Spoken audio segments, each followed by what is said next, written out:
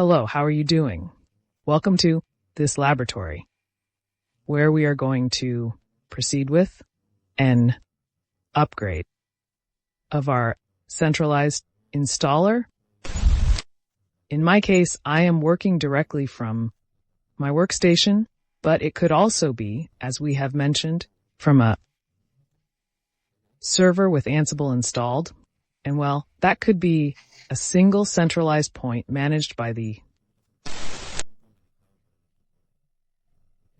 that's already choice of how you're going to manage each one. But well, in the scope of the course, and for there, it is also good.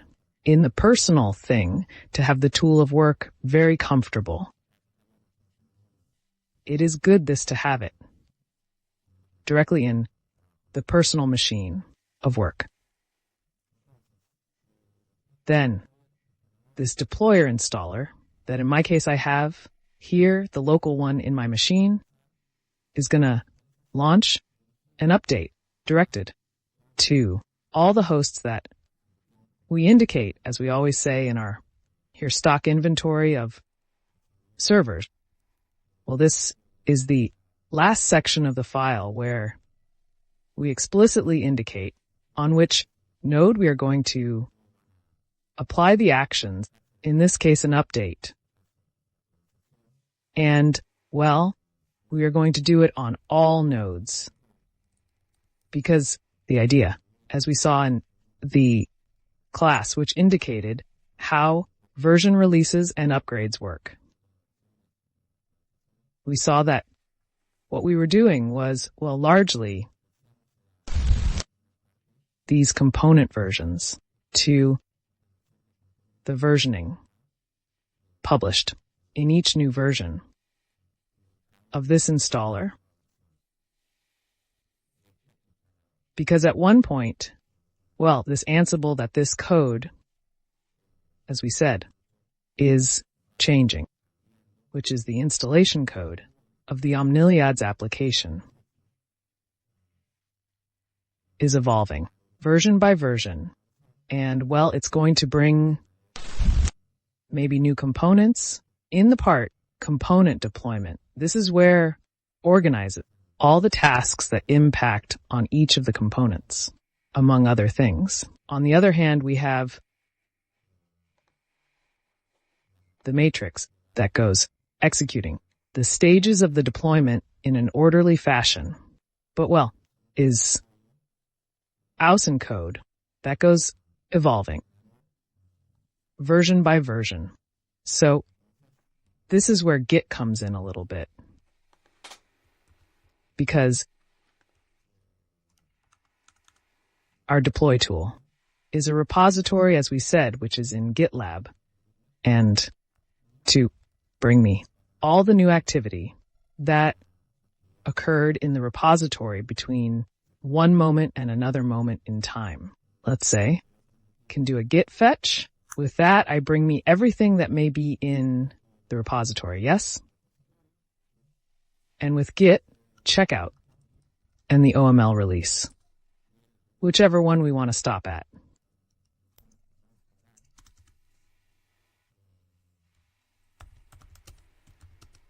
That's where we're going to move to. There I'm at with git status, release 131, and with the checkout, I move to one release or another, to one version or another of this installer, of this deployer. So, release node was the file where was, among other things, this compatibility matrix, which are each component and its image, the Docker image tag that is going to be orchestrated in the deployment. So, well, in each update, this is the first thing we should change in the file. In my case, in the same version. Of course, as I am from the latest, I will exemplify from a 2000 branch. This also for those who are in the beta tester topic. Comes well because one in this way can check a specific branch of the installer, as all this work we did from the last one, which is 1 and 31, and there is no next one, but 2009, one that is just in a branch, I'm going to check on that branch of Git of the installer. And from there, I consult the release node to take the application to this stack. There you see, is good 28.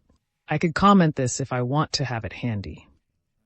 And well, here I put the last versioning, or the versioning of this branch. That, well, we see that there are already differences. So, all these components are going to be updated from that we run now, the deploy, and they are going to be updated on what? Especially this listing of tenant. This is quite similar to what is done. What was being done in CentOS 7? Only that. Here we do it once. And well, with that, it is already enough to impact on all the hosts on which we want to throw the upgrade. Since also that can be very selective, I do not necessarily have to throw them all. Maybe at this moment, or in a situation, or at the moment of applying only some fix, some release. Well, that type of updates. On a critical productive platform, well, you can do on one, comment everything and come out with a version of fix or feature, of new features, of pre-releases, and only to one of the tenants. Now to exemplify and, well, to see the scope, we put to all those that we have accumulated in the laboratories that we were developing. Then we go with a bray to all, also re-emphasize that may, in a new version of this installer, of the application, involve more testing and validation processes. We have to create a new variable within the inventory file. Recall that this inventory file, we generate it with a copy of the root inventory file that is reversed back at each 2009 at each release. There may be some changes in this part of the general variables, but well, that is why we must be attentive to the theme of the release node, of the repository, that we know. We have here not in the root,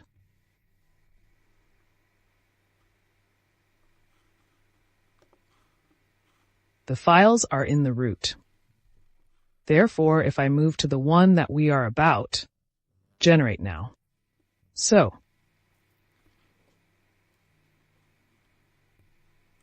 well, there are changes.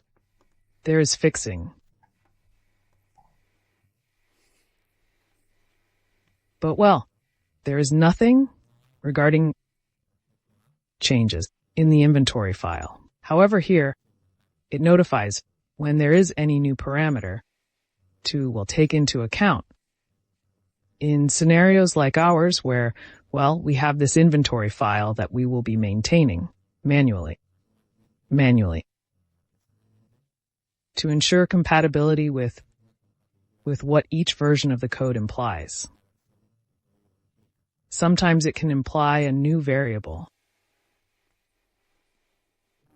But well, once configured, I proceed to the Ansible folder there and execute a deploy. of A, we are going to perform an update for, well, demonstrating the functionality. The update, what it will do is render, let's say, all the templates,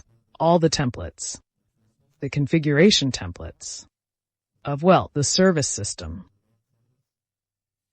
and the environment variable files of each component, among other things.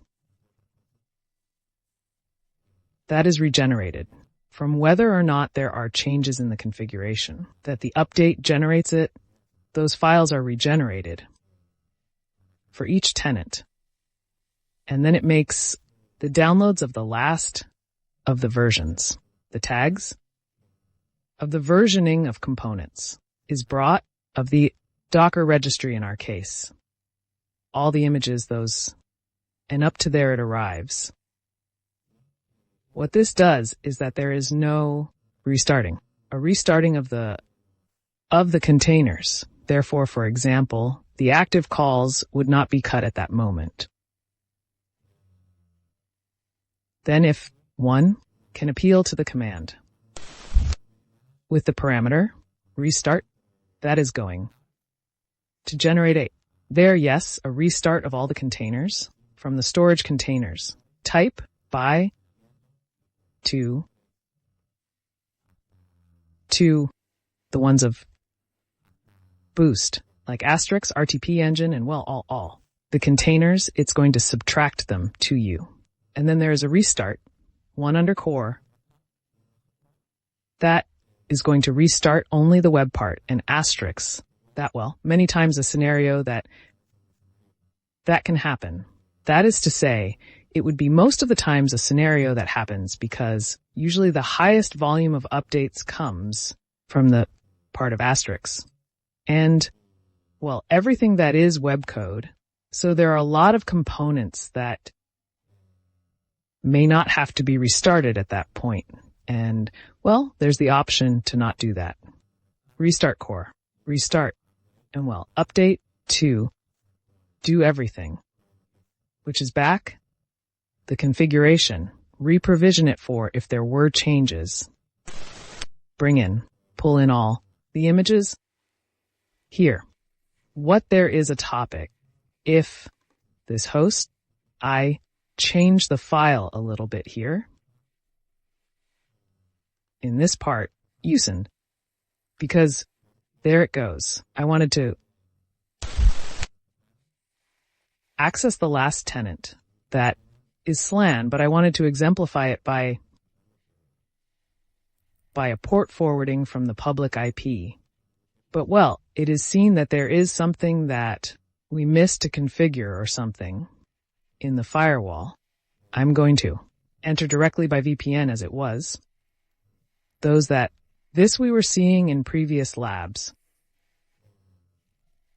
And, well, this was a parameter that is good that also appears because, in some cases, we have to customize the port.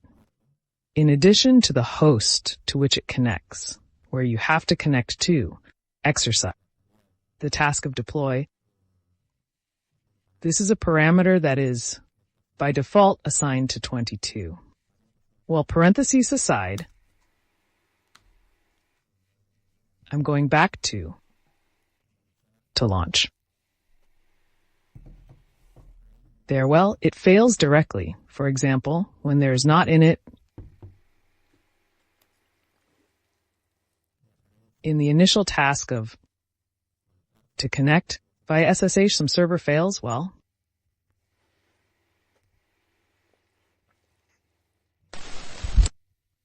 the console and the output.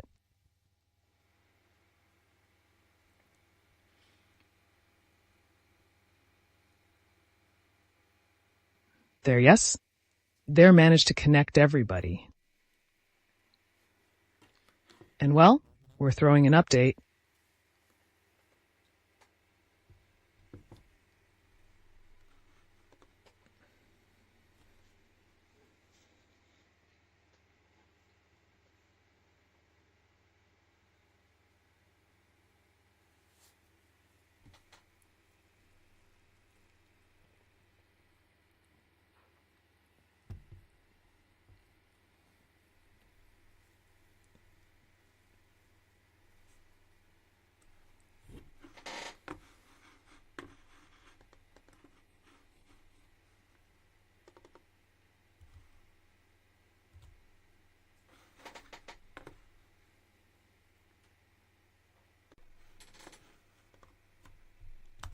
Well, I ran the update,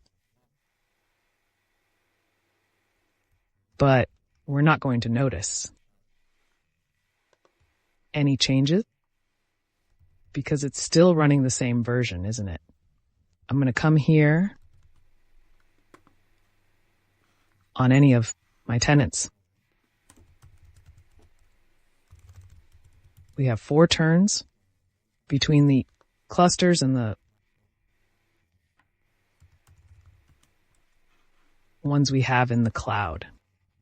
3 in the cloud IoT, 1 cluster in the cloud. I'm going to go here, about, and I'm at this version, 2328. But now, yes, I'm going to make a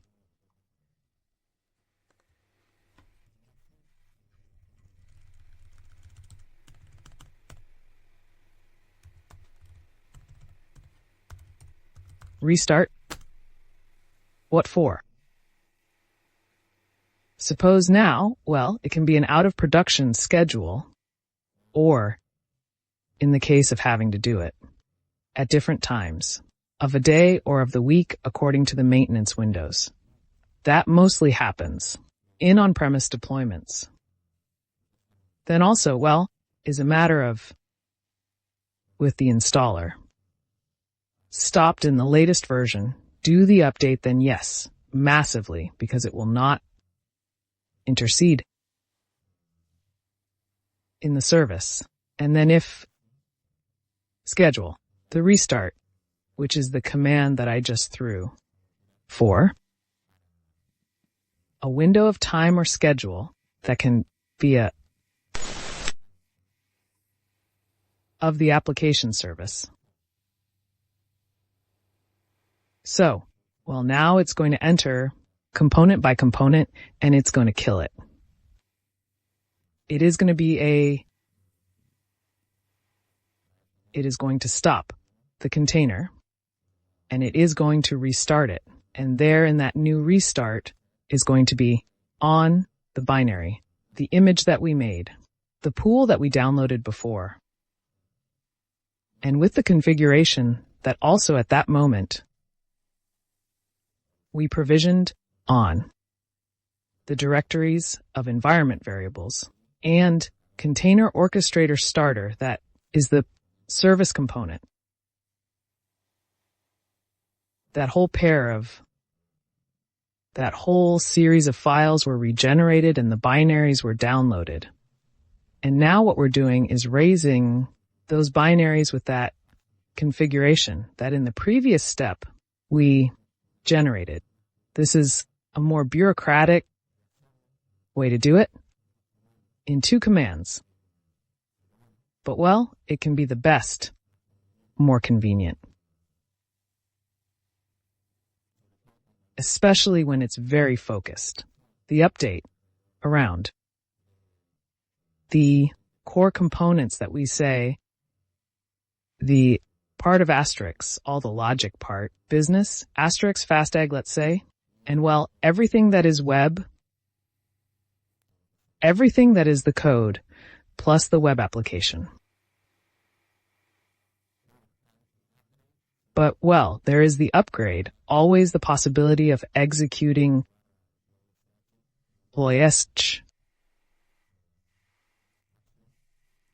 action equal to upgrade. That makes directly the 2-in-1. That is to say, goes entering component to component, and it will go downloading the images, rendering the templates of configuration of the file service, and in turn also goes to restart here, the reload the container, execute. Kill the current container and build a new one with the binary version and the new configuration. That is going to be done component by component. So, well, has the advantage that in one command you do everything. But sometimes, and I insist again in scenarios more of on-premise, where it is more disparate. Just the scenario itself can be a contrast because, well, as you see, the execution goes in parallel of the actions. So if there is one or two instances that have a very bad internet connection or a temporary problem at that time, well, it can bring it to a halt. That penalizes the other branches that internet goes very fast and that upgrade process takes a long time. That is why, well, it is a little bit this scalpel that must be used well. Upgrade, update, at the convenience of the scenario itself. So, the administrator, or the people who manage the instances, is a business that is based on the 100% cloud, and on top of that, on one or two providers, and that's it. So yes, maybe there are 150 instances distributed in two providers, but well, we know that it is in the cloud, that internet generally will always be good, the speed will be fast. We reproduce a scenario already well known. Out there, a massive failure if you have that. But in terms of this type of tools and code, well, they are just Ansible. And everything that is containers is a little more prepared and focused on the cloud. That is why the on-premise scenarios can be easily tractioned, but they have that thing that you have to pay more attention to, a possible individuality there. And for that, the update and the upgrade have that possibility. With the update, I know that well. In a sweep, I download all the images in all the places, and it takes time. Internet takes more time. It takes less time to process. It does not bother me. But already, then I only take care of the restart, and, well, it does not matter if is slower internet or not, because is to enter, throw a shotgun, there is a reset to the container. Kill the container that is operating, lift the one that follows, and that's it. No downloading anything, no wasting time, no bandwidth requirements.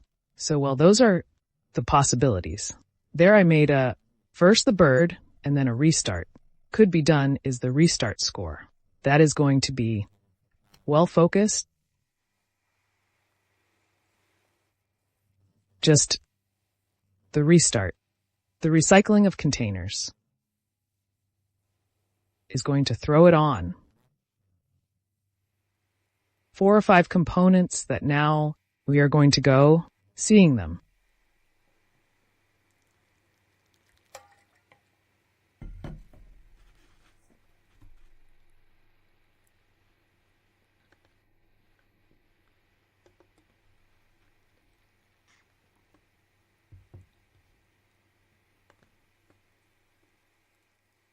And in the meantime, well, I did a F here, and well, you see how I passed this one, the 23,005, and it was in this one, right?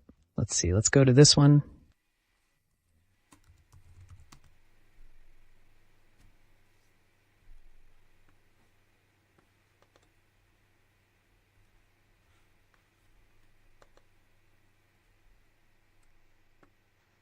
This is another of the instances. We are going to go opening the others. For example, this one.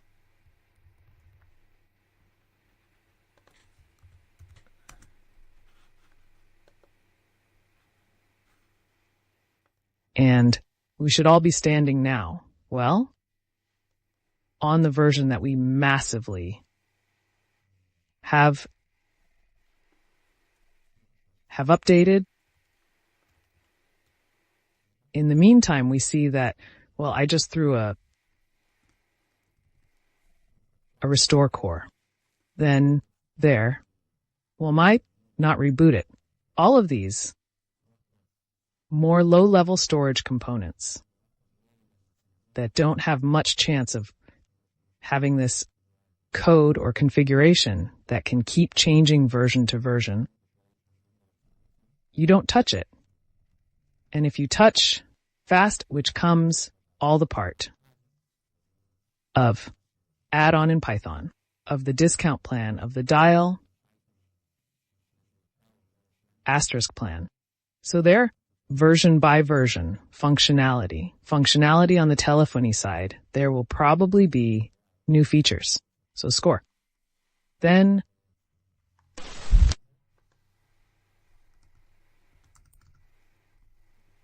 is followed by Daphne, which is the asynchrony part of the web, of the Omnily web application. Obviously Django. The one that is always going to bring more changes. And well, in Jinx as well.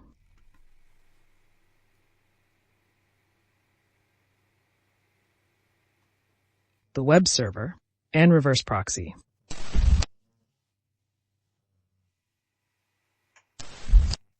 A reload and then all the rest remains untouched.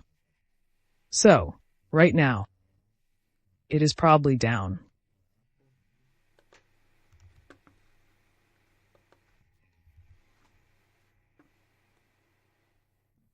Already back. Yes, the restart process is very quick.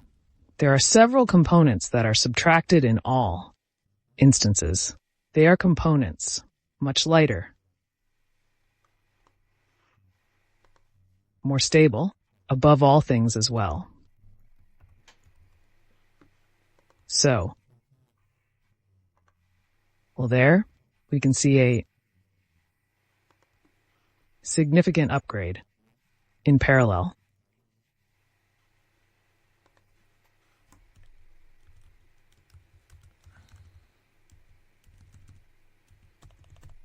Update, restore, and restart, correct? And now, the upgrade we already mentioned is going to be a combination of the two previous steps in one. Well, with this, I believe we are, with respect to the topic of updates, in these scenarios of deployments in parallel, multi-cloud and multi-operating system, this massive management of instances, seeking, well, at least approaching a multi-tenant management from this part of the activity that has to manage updates and backups.